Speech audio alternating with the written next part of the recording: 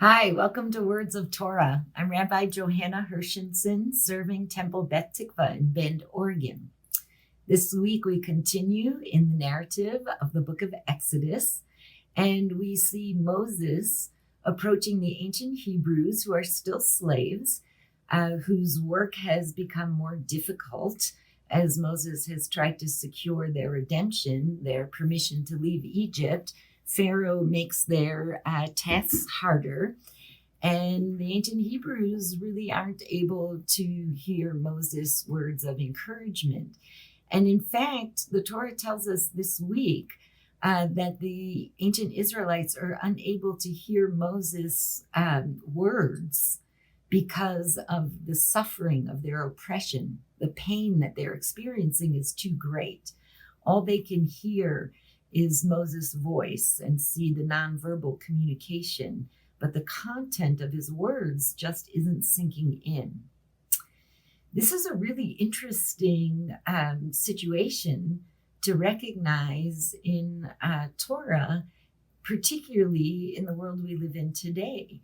How often are we finding that we are giving up on a friend or an acquaintance or a neighbor because we feel like they can't hear us, right? That they have their own information and are no longer influenceable. I think that Moses teaches us a real lesson here in humility, not humility in the sense of lowering our heads in shame, but humility in the sense of recognizing that sometimes even when we're calling out the truth or making a good decision, people around us can't always hear or see or navigate that truth or that compassion or that intention that we have, because the suffering of whatever circumstances are unfolding in their lives make it hard for them to hear our words.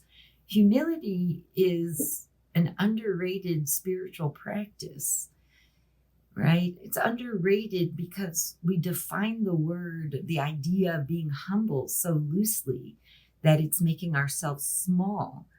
But humility is also about recognizing our smallness, not simply as a detriment or a place of giving up, of resignation, but smallness sometimes reminds us what's most important, right? If Moses can see that the people cannot take in his words, but he can present a comforting, a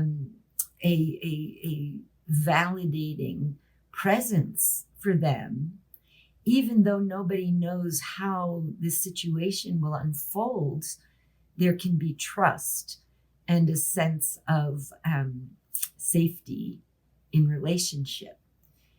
The truth of the matter is that we can't fix everything. Even fixable problems, sometimes we can't solve. And it's not because we are wrong or don't have resources. It's because the people we're engaged with maybe can't go there at this moment in time. So what do we do next? Do we shut them off, right? Do we avoid? Yes, often we avoid, right? We never discuss politics or religion at a dinner party, right? But also simply knowing that somebody can't receive something because of what's going on in their own minds, in a certain way frees us of the burden of needing to fix or to solve. Sometimes recognizing our smallness is about recognizing that companionship and love are a much stronger foundation for relationship than being right or solving a problem. Sometimes we're just not enough, and that's okay. That's all right. How we live through the uncertainty as to how things will unfold really depends on having a sense of trust with the people we love, that whatever comes before us, we'll get through it, even if we can't identify it ahead of time.